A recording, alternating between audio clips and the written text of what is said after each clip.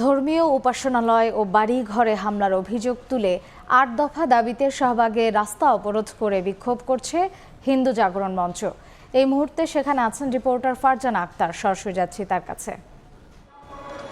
এই মুহূর্তে রাজধানীর শাহবাগে বাংলাদেশ হিন্দু জাগরণ মঞ্চ থেকে তাদের ৮ দফা দাবি নিয়ে এখানে তারা আন্দোলন করছেন এবং তাদের